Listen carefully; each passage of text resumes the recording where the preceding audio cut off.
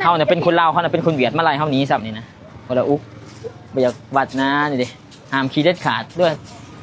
สบายดีพี่น้องทุกคนที่อยู่ปากเซเนาะอันนี้ก็อยากถามผู้คือแต่ละมื้อยามแรงๆมาวันเสาร์วันอาทิตย์หรือว่าวันยังก็ตามเราเขามักพาลูกเขามาขี่รถนี่เนาะรถบรรดากะมักขี่รถ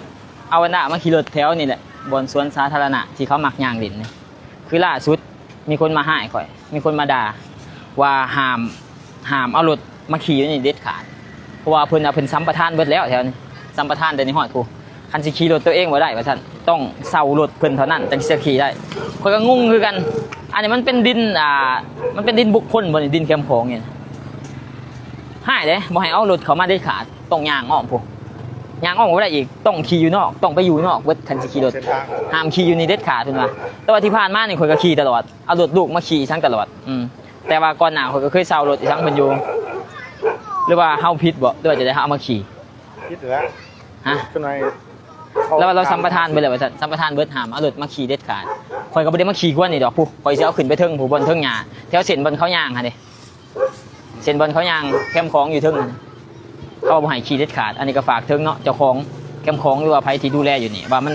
ถูกต้องบ่แบบนี้ไล่เขาเมื่อ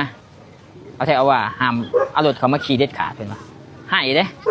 ให้เอาแท้เอาว่าอีนายเวียดเนาะเฮาเนี่ยเป็นคนลาวเขาเนี่ยเป็นคนเวียดมาไล่เฮาหนีซับนี่นะคนละอุกบ่อยากวัดนะนี่ดิห้ามขี่เด็ดขาดด้วยสิเอาขี่เปลี่ยนอีกบ่แต่ว่าที่ผ่านมาเฮาก็ขี่ตลอดเด้ว่าน่ะบ่ขี่แม่นคือข่อยถ่ายคลิปข่อยก็ขี่ตลอดมานี่เพิ่นว่าขี่ไปหอนั่นปานนี้เพิ่นเห็นเขาเพิ่นก็บอกว่านางแดดแต่คนเดียวเดินแบบนี้อันนี้นี่บ่ให้ขี่เด็ดขาดว่าซั่นล่าสุดสวนสาธารณะมีเจ้าของเนาะเพิ่นเอาเป็นสัมปทานเบิดนี่ห้ามเอารถเขาไปขี่เด็ดขาดมาหาอยู่อีนายเวียดเนาะเดี๋ยวสิเจอกับข่อยจักบาทนึงไป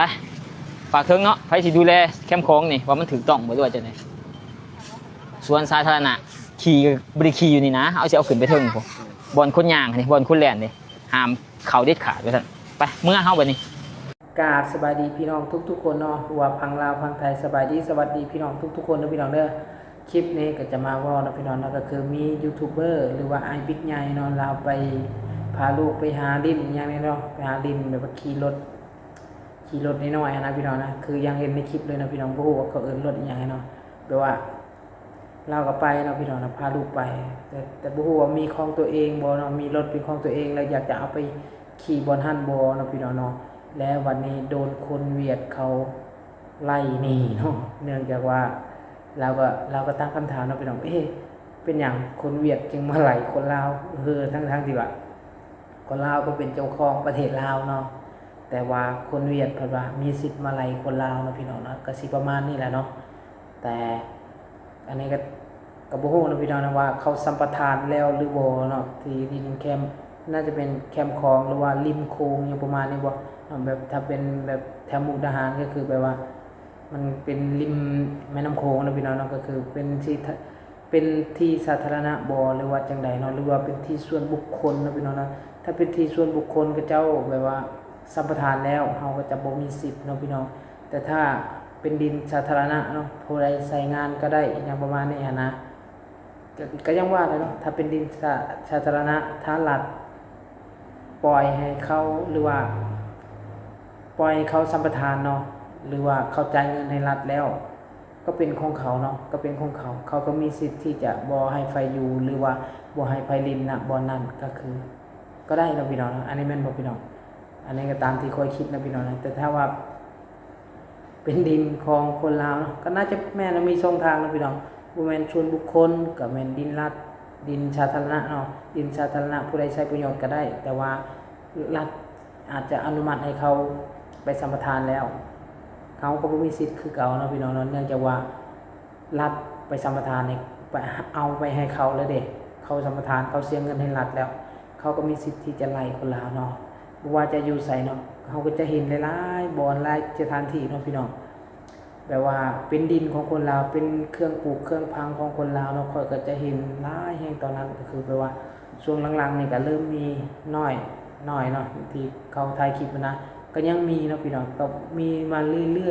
ยๆเนาะโดนๆเทื่อนึงเราก็จะเห็นแล้วแบบว่าคนจีนนะคนจีนคนเวียดเนี่ยเขาสัมปทานเนาะ เขาสัมปทานบางทีสัมปทานบนนึงก็ไปดุดอีกดิน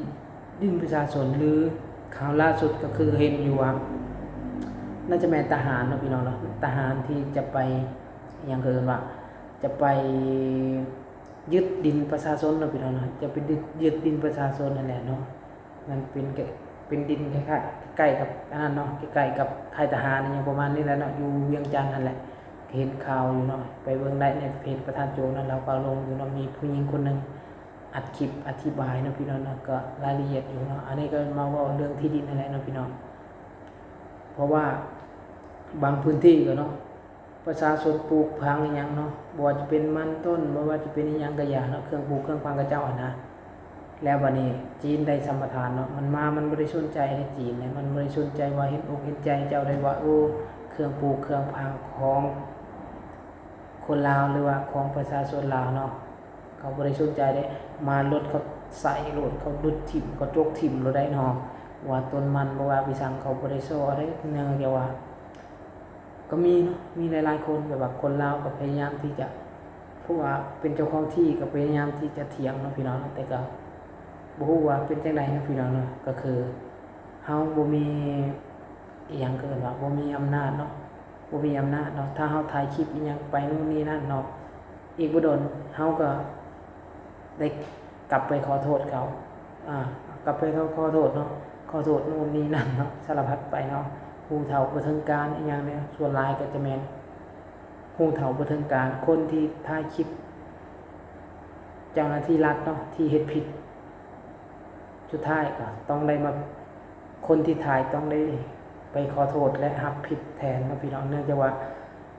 ก็บ่ฮู้นะว่าเขาสิเว้าจังได๋เนาะพี่น้องแต่เฮาก็เห็นหลายๆคนนะบางทีประชาชนลาวก็มันเหลืออดเหลือทนเนาะพี่น้องเขาเจ้าก็ต้องอัดคลิปพออัดคลิปไปโพสต์ลงสื่อโซเชียลก็กลายเป็นว่าเขาเจ้าผิดต้องได้ออกมาขอโทษเนาะพี่น้องอันนี้ขอยกตัวอย่างประเทศไทยเนาะพี่น้องเนาะก็คือเขาเจ้าสามารถถ่ายคลิปเจ้าหน้าที่รัฐและหน่วยงานหรือว่าผู้ที่เกี่ยวข้องหรือว่าจากสมมุติสพนี้เนาะสนนี้อย่างคลิปคนลาวเฮาที่เรียกเงินให้บอกเขาเจ้าก็เทคแอคชั่นเลยเนาะผิดก็ว่าไปตามผิดเลยถูกก็ว่าไปตามถูกเลยเนาะเขาต้องตรวจสอบวันนี้บ่แม่นว่าตั้งโต๊ะแถลงข่าวหรือตั้งโต๊ะแบบว่ามีกระดาษขาวให้คนที่ถ่ายอัดคลิปเนาะพี่น้องอันนี้ก็คืออยู่ประเทศลาวเนาะข้อแตกต่างก็คืออย่างว่าเนาะพี่น้องเนาะอยู่ประเทศลาวมีเงินมีอำนาจยิ่งใหญ่เสมอนะพี่น้องนะผู้ใดที่สิว่าจังไดก็อย่านะแต่สำหรับข้อยเห็นมาหมดแล้วเนาะเห็นมาแล้วอายุปานนี้แล้วก็เริ่มที่จะเห็นหลายๆอย่างเนาะกลับไปอยู่ประเทศลาวแป๊บเดียวเองก็ฮู้แล้วว่าเป็นจังไดเนาะก็บ่ว่ากันนะพี่น้องนะเฮาเป็นเพียงมดตัวน้อยเนาะเฮาสู้เขาบ่ได้หรอกได้แต่เบิ่งเนาะเขาสิเฮ็ดหยังก็อย่าเนาะเขาสิพาประเทศเจริญเขาสิพาประเทศล่มจมก็ตามนั้นนะพี่น้องนะเฮามีหน้าที่แค่แบบว่าสู้เนาะสู้ซนคืออย่างค่อยนี่ก็อยู่ประเทศลาวบ่มีเวียกเฮ็ดงานทำก็ได้มาพึ่งพาประเทศไทยนะพี่น้องนะมาเฮ็ดเวียกอยู่ประเทศไทยเพื่อที่จะสร้างอนาคตหรือว่าสร้างชีวิตให้มันดีขึ้นนะพี่น้องดีกว่าอยู่ละละนะพี่น้องเนาะบ่มีดินก็หาเงินซื้อดินเองบ่มีข้าวกินก็หาเงินซื้อข้าวกินเองเนาะบ่มีไผที่จะมาหยิบยื่นให้เฮาเนาะอันนี้ก็คือเรื่องจริงนะพี่น้องเนาะผู้ใดที่ทุกข์ผู้ใดที่ยากเจ้าคิดหาไผมาช่วยเหลือคงเป็นไปบ่ได้นะพี่น้องเนาะก็คืออยู่ไทยได้เฒ่าแล้วก็มีเงินว่าอหยังเกินว่าเบี้ยผู้สูงอายุเนาะเงินผู้สูงอายุยังก็มีอยู่ประเทศลาวเฮาบ่ได้มีเด้หรือว่าบ่อนอื่นมีบ่ก็บ่ฮู้นะพี่น้องแต่สำหรับเฮาแล้วไม่เฒ่าเฮาก็เฒ่า80-90แล้วก็ยังบ่มีเงินเบี้ยผู้สูงอายุเนาะเจ็บไข้ได้ป่วยก็ต้องพึ่งเงินลูกเงินหลานเงินตัวเองขายที่ยังเนาะประมาณนี้มีที่หลายก็ขายที่บ่มีที่ก็ส่วนหลายก็พึ่งลูกพึ่งหลานประมาณนี้นะพี่น้องเท่าที่เห็นนะไปห้องหมอก็มีแต่เสียเงินนะพี่น้องเนาะบ่มีคำว่า